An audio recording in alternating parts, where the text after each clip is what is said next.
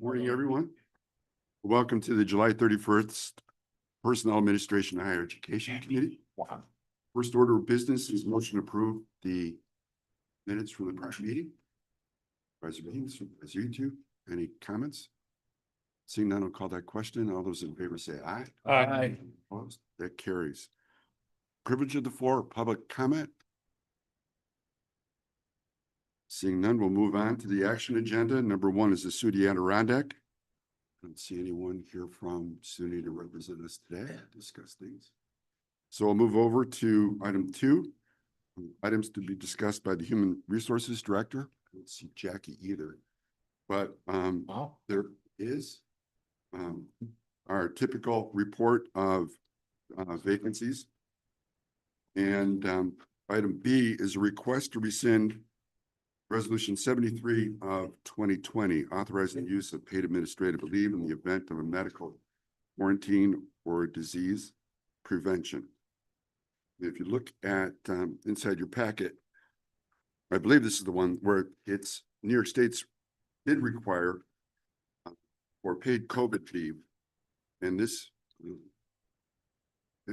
resolution was ending on 7/31/25. And the authorization is to rescind it. I'm sorry. State law. It's state law. It's state law. So it's being rescinded, requested to be rescinded effective 8/1/2025. And I don't see Jackie to get into this, but I'm just curious if there's any questions. Go ahead, Jack. Thank you, Mr. Chair. Yeah, this is, we talked about this at the same time last year when the state of New York was going to remove their COVID leave policy. Then they decided at the last minute not to do that because of, I think, a resurgence a little bit, or they had some reported cases. So we were gonna, sunset ours as well, decided not to do that. So now the state has gone forward and they're going to sunset their COVID leave policy, and we'd like to do the same. So are there any comments or questions on this? I make a motion. Motion by Supervisor Youtube, Supervisor Mayday, any second? I'll call the question. All those in favor say aye. Aye. Any opposed? Motion carries also. Item 2C, request to transfer funds in the amount of $23,500 from the contingent account to Human Resources hospitalization, primarily due to a change in coverage. Need a motion to bring this to the floor. Supervisor Bean, thank you. And a second by Supervisor Mayday. Thank you very much. Any questions, comments?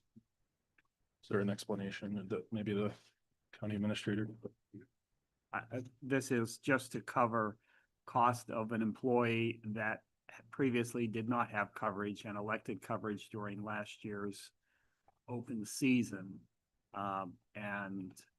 They just don't have the amount of money necessary to cover the cost. So we'd like to take it out of contingency. Understood. Any comments? Seeing none, I'll call the question. All those in favor say aye. Aye. Any opposed? That motion carries also. Mr. Wow, Yes. just what's the difference between elected coverage and normal coverage? Good question. Jen? Elected coverage is normal coverage. Employees have the ability to decide the type of coverage they have. And we have 4 or 5 different options for most people. And based on what they select, that determines the amount that they contribute, but also the amount that the county contributes. Thank you. Any other questions? Let's move on to item 3, discussed by the Director of Information and Technology. I don't see Mike. Filling in for Mike Jeremy. Thanks, Jeremy.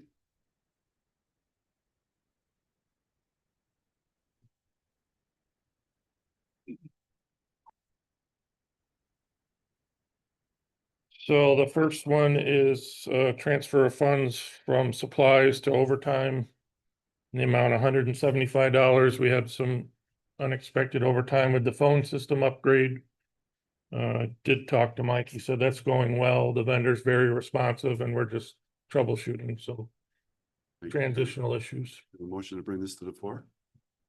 Supervisor Delino, Supervisor Driscoll on the second. Any questions or comments? Then I'll call the question on this motion. All those in favor say aye. Any opposed? That motion carries. Item B, Jeremy? This is to appropriate funds from the computer reserve for planned upgrades for departmental budgets, some PC upgrades and some, I believe, some microphones were added for the boardroom to address some of those ongoing issues. So they're gonna get some microphones that have a larger range, so you don't have to be so close. Motion to bring this to the floor. Supervisor B and Supervisor Reed on the second. Any questions or comments? So am I to understand these microphones are $39,000? They ordered 4 to start with. And I think they were a couple hundred apiece. I'm not sure. I'd have to look at the logo system to see. So Jeremy, we have hardware also, right? Other hardware besides the microphone? Yeah, it's hardware and they're upgrading a new laptop in there because the laptop last time had some updates pending and it was part of the issue of why the audio was chugging and choppy. So it's a laptop and microphones. Thank you. Right. Oh, Yes, so if you look at the resolution, you'll see the district attorney's office, the sheriff and the information technology group had that split up. You add to 39,000. okay, they've got it split out into 10, 10 and 19. Is that the right resolution, I think? Yes. Yes. Okay. Any other questions? Call the question on this motion. All those in favor say aye. Aye. Any opposed? That motion carries also. Sure. Yeah, just- Thank you. Sure. So I could just clarify this a little bit. So everybody, we're struggling a little bit with our sound quality in the boardroom. We're trying to have microphones that you can have at your seat. The other option we could do is these microphones you see in the committee. The problem with that, or the challenge with that, is they pick up every side conversation that occurs at the board. And we'd like to say that you don't speak to each other during the board meeting, but we know you do. So but that's what we're trying to get, just the right audio capability in the boardroom. And it's been a little bit of a challenge. We said we had a laptop that was kind of outdated and that caused some bad audio the last time. So we'll get there with this. I said we're trying to avoid having to go to these, to sit on the table like, thanks. The current ones, I think, are a 3-inch proximity. Your T-type. Kind of a direct into the microphone. These new ones will allow you to be up to a foot away, but not quite as, Some of you have a tendency when you speak to lean back in your chair like this and then it doesn't pick it up. I spoke about my little rant about Johnsburg for about 60 seconds, and the whole time I said, just keep looking at the microphone, talk into it, and I listened to it after, and it was choppy, and I really focused on trying to. was this the last meeting? Yeah. That was the laptop. That was a laptop. Oh, okay. Very good. Any other questions? Let's move on to item C, a request to amend existing contract with Jitterbit. Not to exceed an amount of $140,181.60. Give me a little update. Yes, please. So the current contract was a 5-year contract totaling 120,000. We're amending that to 140,000. It's $10,000 for the remaining 2 years. We're not committed to spend that money. They have a new artificial intelligence tool that will give us some efficiencies and not having to hire additional staff through the speed of using AI to develop some things. And they're offering a 1st-year trial for $2,500, no commitment. If we use the software and we find it useful, then we can sign on without having to come back for the additional 2 years. The 2nd year would be 10,000. The 1st year would be 2,500. And the money for the 1st year is in our budget. So Jeremy, this AI interface, is it for code development? Yes. So bring question to the floor. Yeah, thank you, Mr. Chair. So can you just give an overview on what Jitterbit really does for the county. I don't see it here in the resolution. I mean, other than, I think you just said write code, Yep, but, so we're spending $140,000 proposed for, was it 5 years? correct. And specifically, what kind of code are they writing? What is the service they're providing for the So it's a 140,000? Programmer's interface, a low-code tool that we use throughout the county for, there's probably 80 different applications written for various departments. And there's enterprise-wide systems. We're rolling out new contract request processes, and we're adding in procedures and policies so that we have a central location.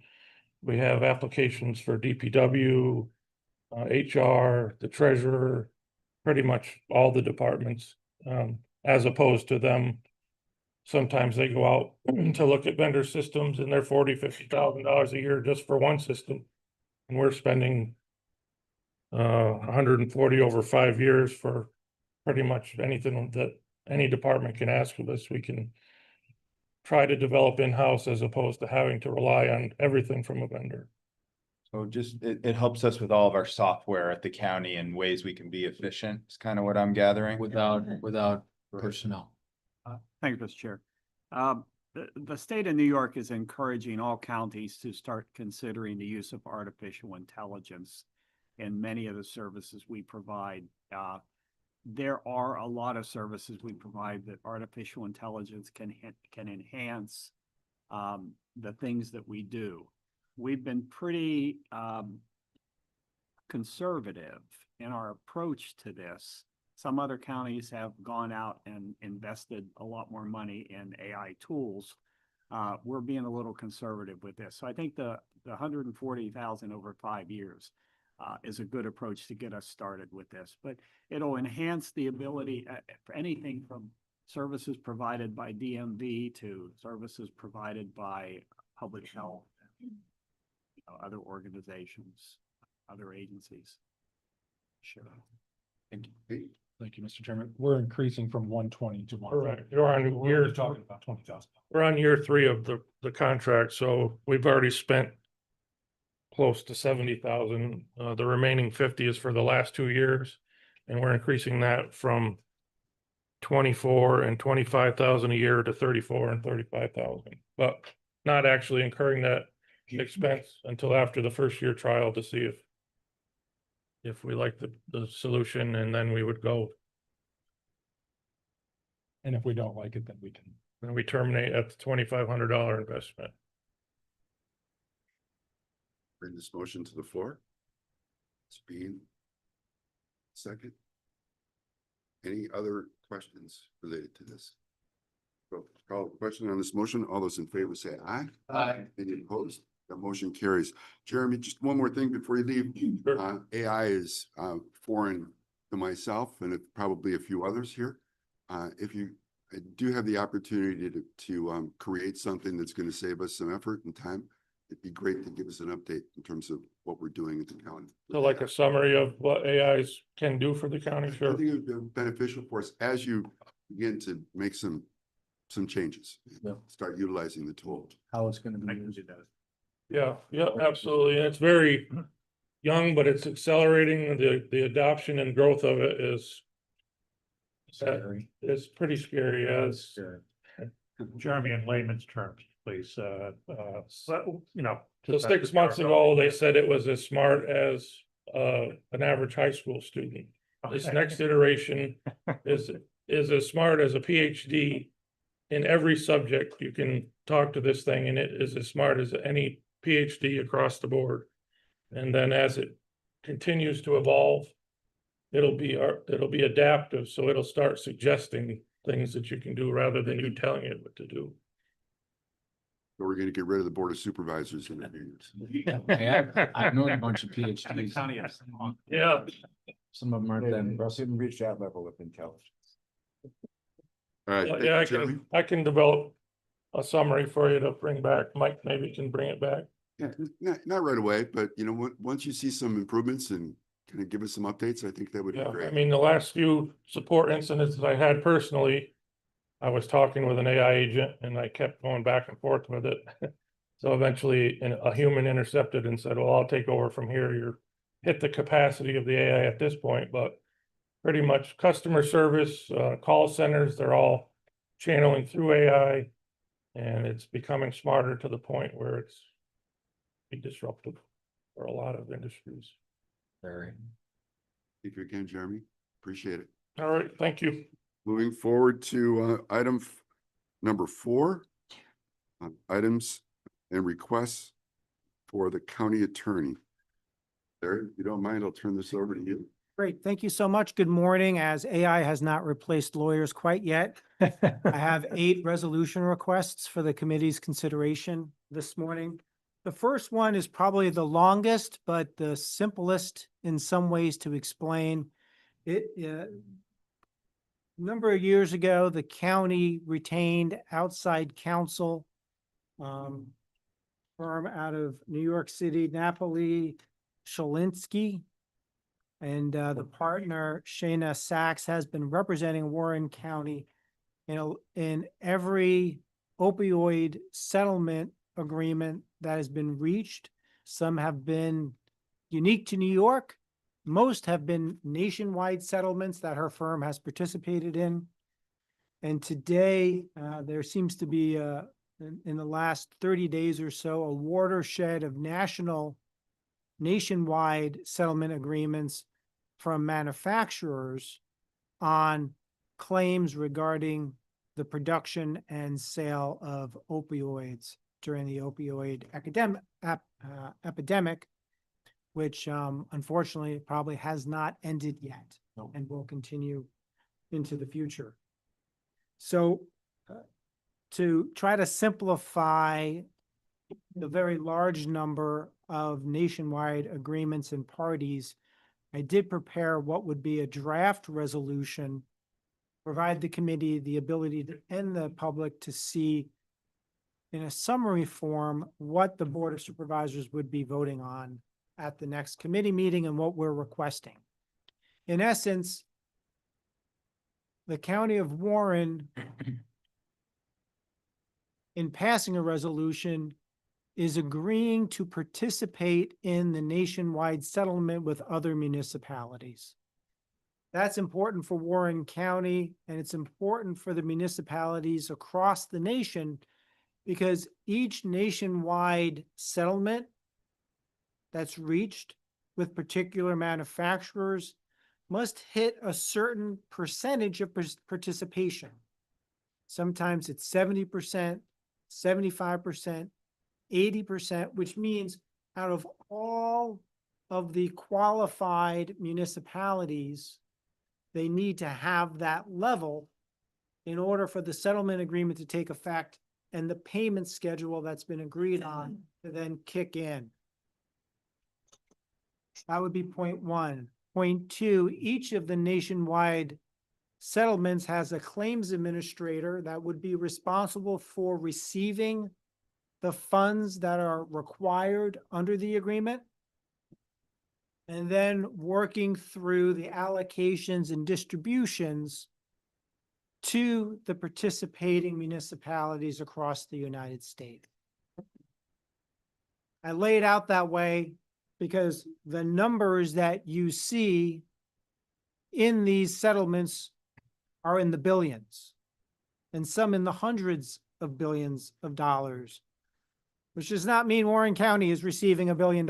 It means that Warren County, along with all of the other participating municipalities, will receive a share that's determined by the claims administrator upon the funding that's required by these settlements agreements when they become effective. So that's kind of the 30,000-foot view of what is occurring with the 3 specific nationwide settlement agreements that are before this committee today, and hopefully will be before the board in August for participation.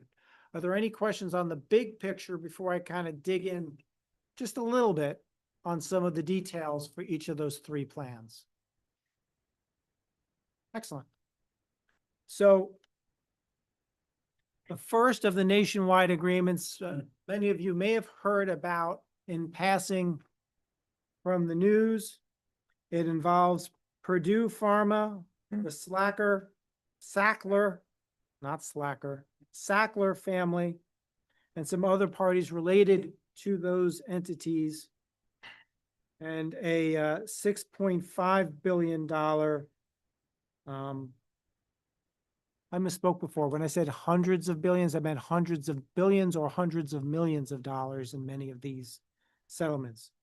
This settlement is a $6.5 billion proposed settlement. The initial payment of $1.5 billion would occur in 2026. And then the balance would be paid out over the following 15 years. That is subject to a bankruptcy court approval. So part of the resolution request would also authorize the chair of the Board of Supervisor to execute any necessary bankruptcy court documents to allow the settlement plan to go forward. This is the only one of the three that we're looking at today that has bankruptcy court involvement and has had the involvement of the bankruptcy court for some substantial period of time now. The second is for a single opioid manufacturer, Sandoz, S-A-N-D-O-Z. And that is an amount just under $100 million that's proposed in the nationwide plan. And then the third nationwide plan pulls together 8 separate opioid manufacturers. They're listed in the agenda as well as their resolution request, which lists them individually by their planned individual contributions. Some are lump sum payments in the first year of the settlement plan. Some are an upfront payment with payment over a period of years. And then some have, in addition or instead of some payments,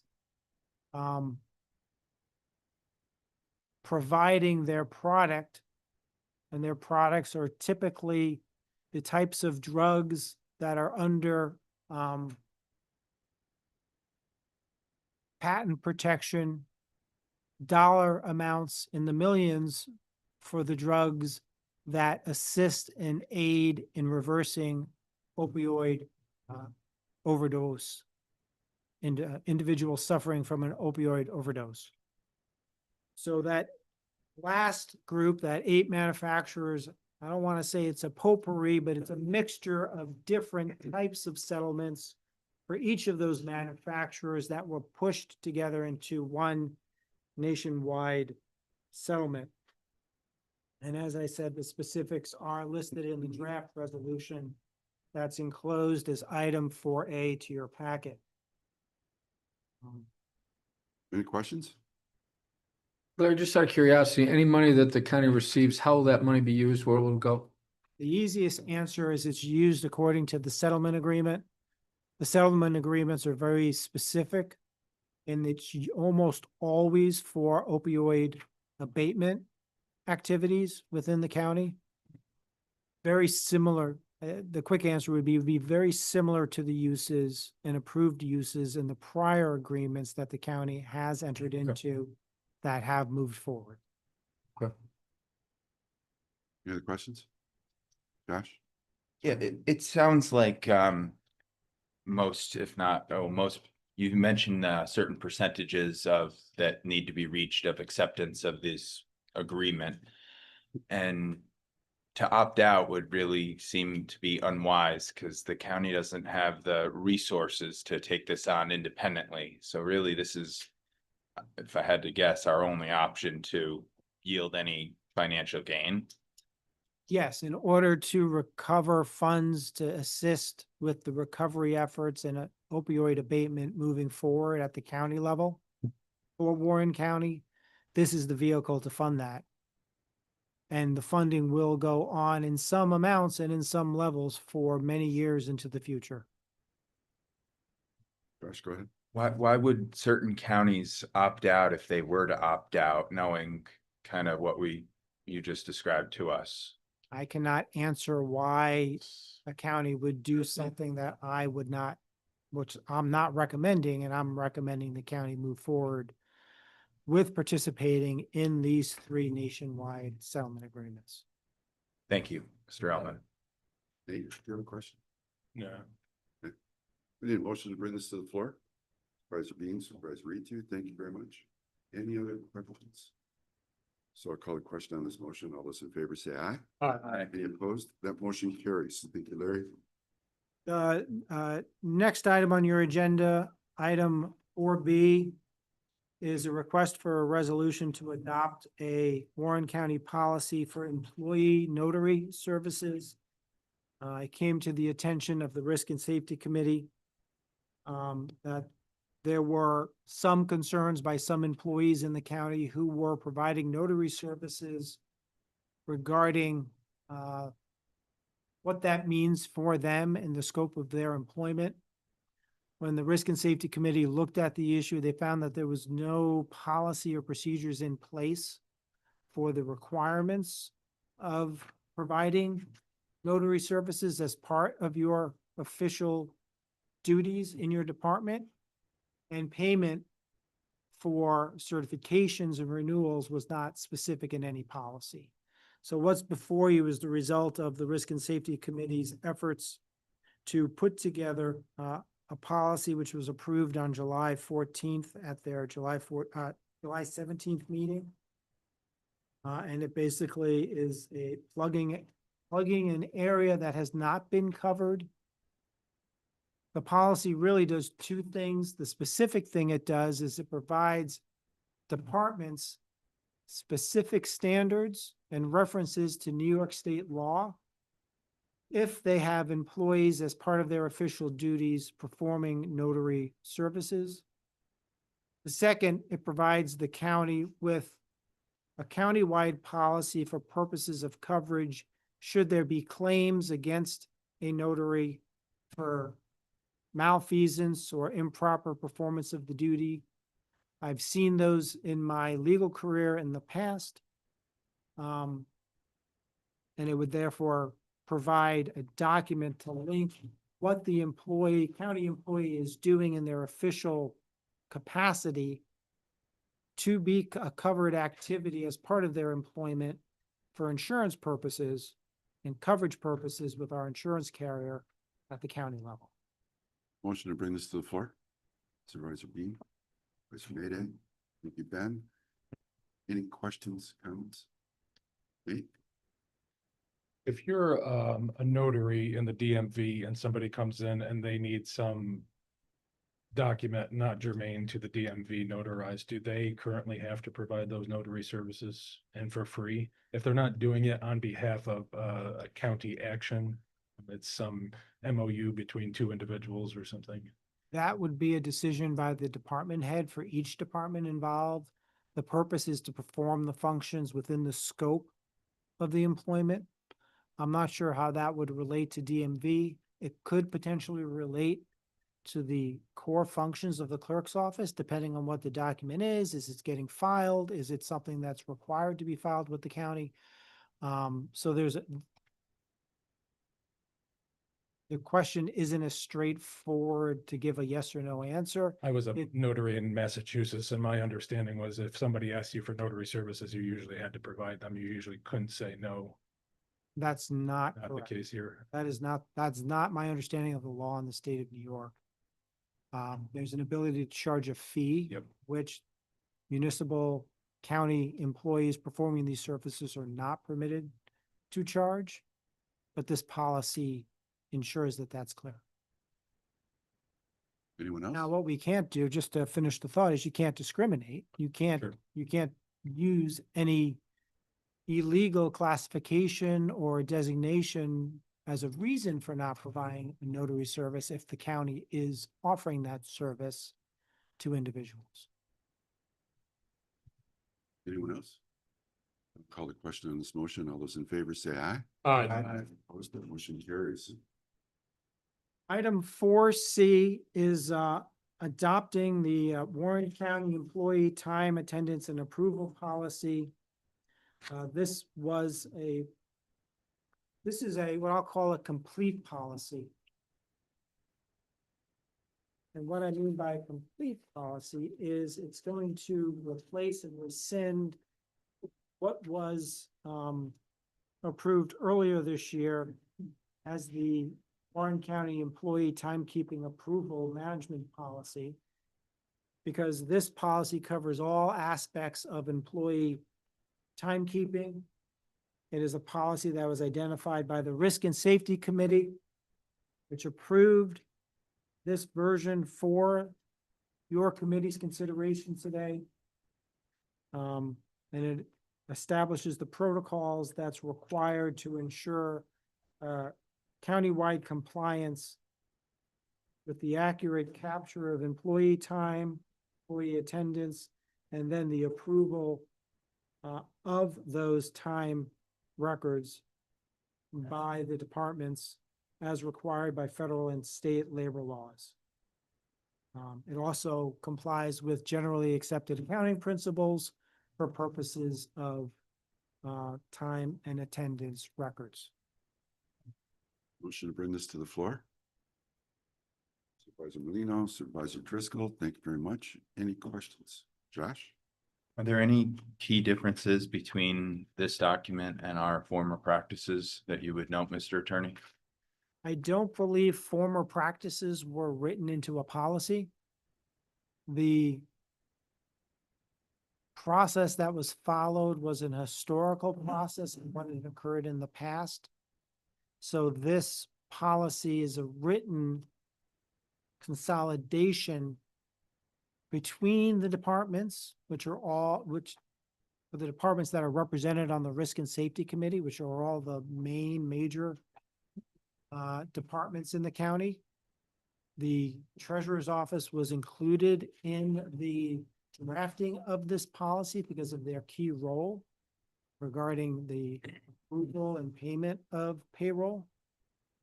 So what I can say is that there's a portion of this policy, which is, I believe, paragraph D, that has not changed, which was the prior policy approved earlier in 2025 by the county.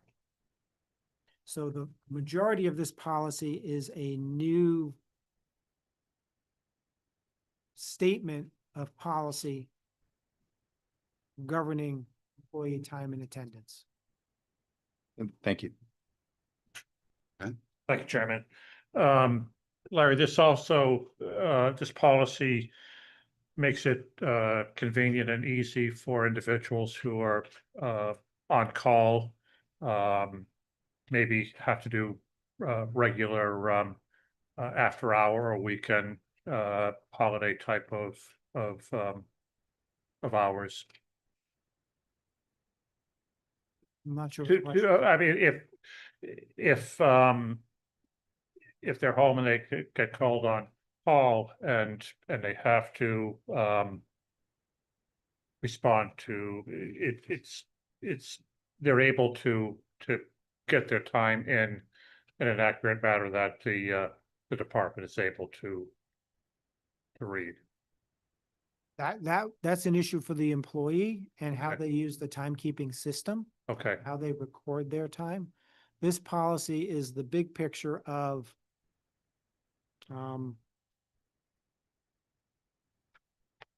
who has the authority to determine when an employee in a department works.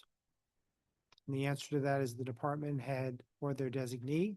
So it's a much bigger picture than what happens when an individual employee gets called in on a particular weekend. okay, all right. Thanks. Any other questions? Larry, I have a couple for you.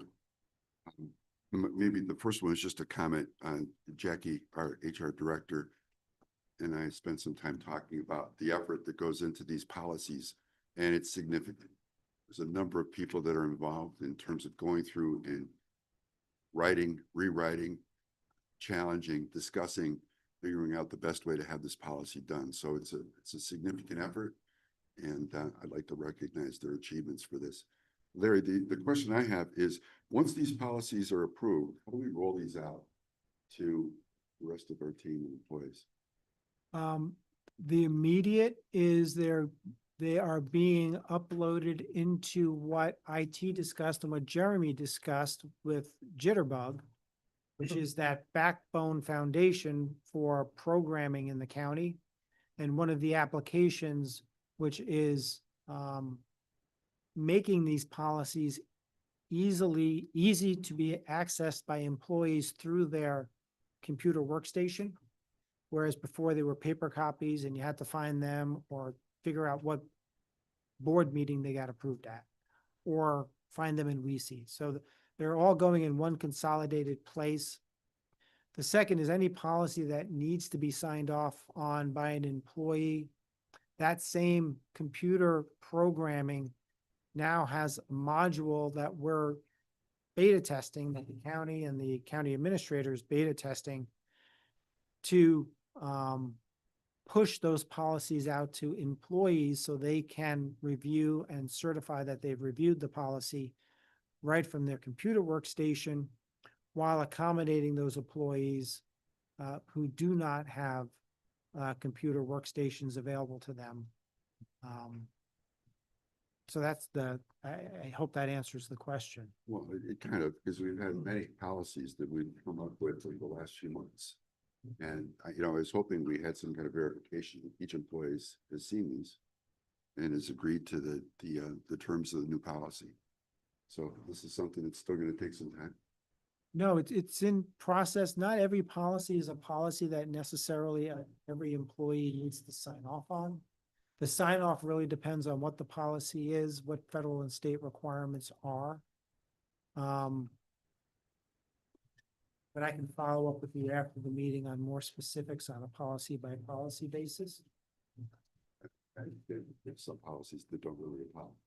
This time and attendance, I would think most employees would need to, the fact that they've seen. Okay. I'm not sure if I called the question to bring this, we have it to the floor, if I'm not mistaken. So I'll call the question on the resolution. All those in favor say aye. Aye. Any opposed? That motion carries also. Next, Larry. Item 4D is what we had just talked about. It's the rescinding resolution 218-2025, which was the Warren County Employee Timekeeping Approval Management Policy, which is now included in the proposed policy that the committee just approved. Motion to bring this to the floor. Supervisor Reed, Supervisor Bean on the second. Any questions? Seeing none, I'll call the question on this motion. All those in favor say aye. Aye. Any opposed? That motion carries. Item 4E is a request to increase the contractual authority and the amount to the law firm of Romer, Wallens, Gold and Mill from $60,000 to $120,000. The term will be the extension will be from April 1, 2025. And the term will be through the conclusion of an ongoing federal district lawsuit in the matter of Kathleen Innes versus the County of Warren. This is not a budget request. It's a request for us to adjust the contract to account for the litigation continuing forward through the remainder of 2025 and potentially to a trial in 2026. Motion to bring this to the floor. Supervisor Bean. Second. Supervisor Mayday, thank you. Any questions, comments? Nate? It says 60,000 is the current, and the resolution on the agenda says 70,000. Which we're going from. I will go with the 60,000. Okay. Be conservative. Because my staff put the 60,000 in there and I wrote the 70 on the agenda, so I'm sure my staff was right on the current not to exceed amount of $60,000. Questions? Seeing none, Question on the motion, all those in favor say aye. Aye. Opposed, that motion carries also. Item 4F is a related budget request, and it's a budget request not for that $60,000 increase, but for 10,000 of the increase, which I believe will be sufficient for the balance of 2025. The remaining 50,000 would be in my budget request for 2026 to cover this litigation next year. Motion to bring this to the floor. Supervisor Bean, Supervisor Ito on the second. Any questions? So on the motion, all those in favor say aye. Aye. Any opposed? That motion carries also. Item 4G is a request to appropriate $4,227.05 from the insurance reserve A863 to budget code A4018.0030 435 preventative program, disease control, medical fees. This is a payment out of the insurance reserve to cover the loss of vaccines for rabies and human vaccines, which were contaminated due to a failure and a malfunction in the refrigerator that stored them. Motion to bring this to the floor. Supervisor Mayday first. Supervisor Bean on the second. Any questions? Seeing none on the motion, all those in favor say aye. Aye. Any opposed? That motion carries also. Let me say one more comment about that, because I sense that there might be some uncertainty about something on that last resolution request. The committee and the board provided an insurance reserve for our property and casualty claims. What that insurance reserve is doing throughout the year is it's allowing us to either reimburse our insurance carrier the costs within our deductibles without having to come to the board looking for contingency fund money throughout the year to cover the unknown, unexpected expenses that occur as a result of county operations. Sometimes that insurance reserve is being used to pay the county the cost of a claim without the need to submit it to insurance. But all of those uses of the insurance reserve are aiding in avoiding repeat requests to use contingency funds to pay expenses that were not budgeted for and were unknown at the time of budgeting last year. So I don't know if there's any questions about what I just said. Okay. The next item is 5H. We have reached the end of the requests for resolutions. And it's to authorize the chair of the board to execute any settlement documents in the matter of Yasmin Ernest versus the County of Warren in a form approved by the county attorney. Should bring this to the floor. Supervisor Bean, thank you. Second, Supervisor Mayday. Any questions? Hey, Mr. Chairman, this is a pretty huge case. To learn more, would we have to go into executive session, like when you think there might be a settlement reached, or? We can address that during executive session. This resolution is just a resolution that should there be any settlement between approval of this resolution in August and the trial date in October of this year, that we would be able to quickly move forward with that settlement. any other questions? Seeing none. Nate, you have another question? Up to a certain amount? Do we do that usually, or, Usually, but not in this one. and why is that? I can address that in executive committee. Any others? All right, on the motion, all those in favor say aye. Aye. Aye. Opposed? The motion carries also. Very discussion items. I have a, Mr. Chairman, Oh, Josh. just a question that kind of pertains to Jitterbug, since we're still in item number 4. It just occurs to me, with Jitterbug and where the county is kind of dipping its toe a little bit more into AI. Just in terms of like, I think we mentioned the timekeeping, and Jitterbug is gonna potentially be helping with that a little bit more as to make the county more efficient. But my thought is, and I don't really know what this picture looks like moving forward, but any way that the county has any ability with AI and Jitterbug to pass some of those services along down to the municipalities.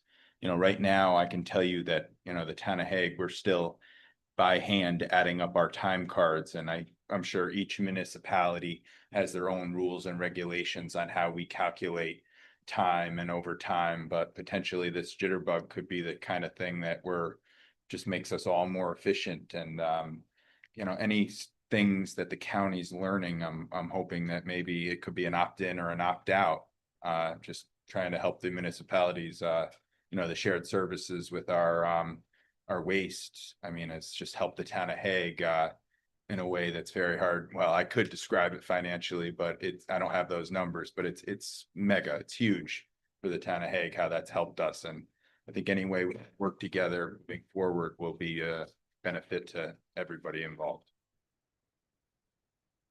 Any comments? There is currently a shared services resolution authorizing towns for the area of computer services to enter into contracts and agreements with the county of Warren. I know a number of municipalities have taken that step and are in agreements with the county and specifically the IT department for aid and assistance in their computer services. That would be something maybe in the fall to look at as far as the developing some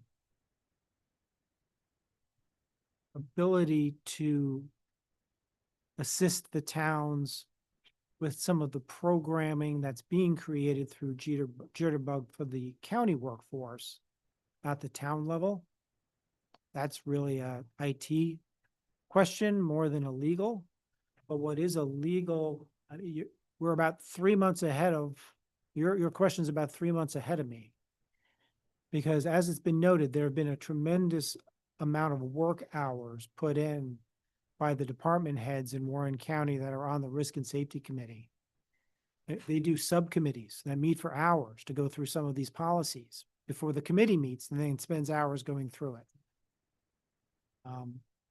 The goal is for these policies to form a risk and safety manual for the county of Warren, but also that can then be used by the municipalities if the municipalities have an interest in conforming some of the practices and procedures to what have been identified as best practices at the county. It's not a perfect fit policy by policy.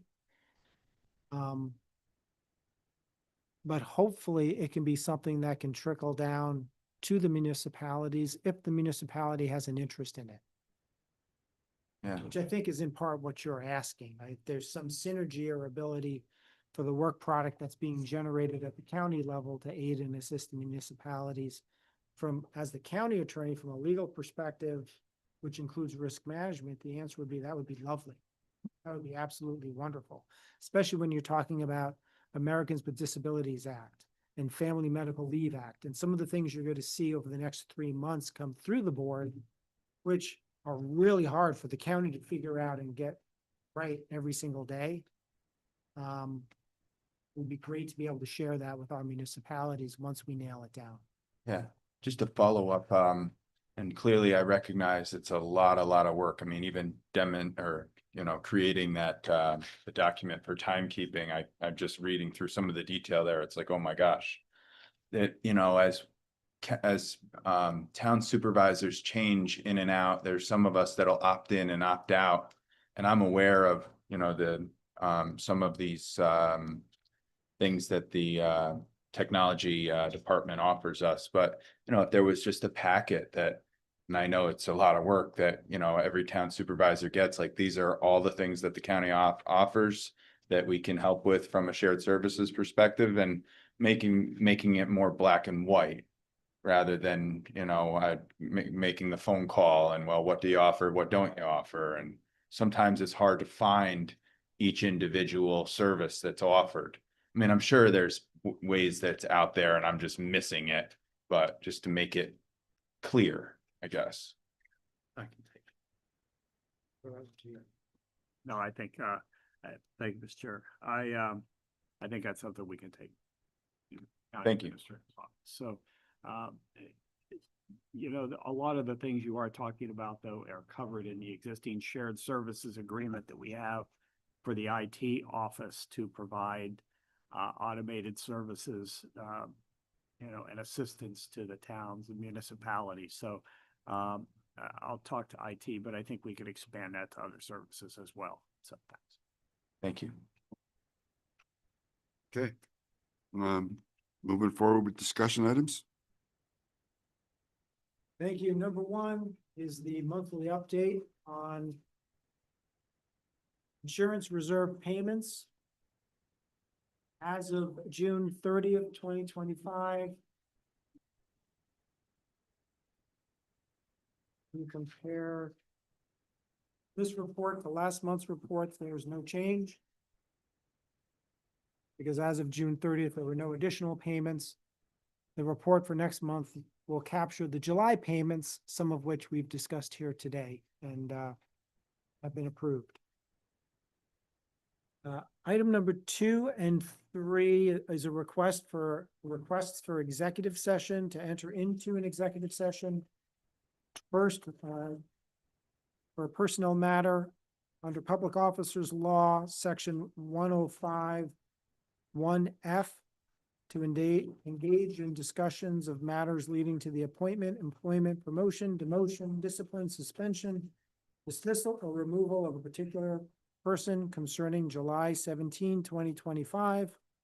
The second is a litigation update per Public Officers Law 105, 1D regarding proposed, pending, and current litigation, and to provide attorney-client communications per Section 108, subparagraph 3 of the Public Officers Law. It's going to be for items A1, Easterbrooks, A2, Rouse, A3, Innis,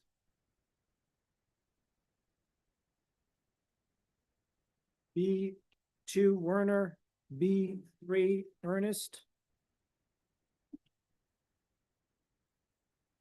B4, McIntyre, McCulloch, B6, Condon, and C6, which is a notice of claim served July 21, 2025. Motion to bring this to the floor. So raise your two, Supervisor Ade. All those in favor say aye. Aye. Opposed? Carries. Will enter into executive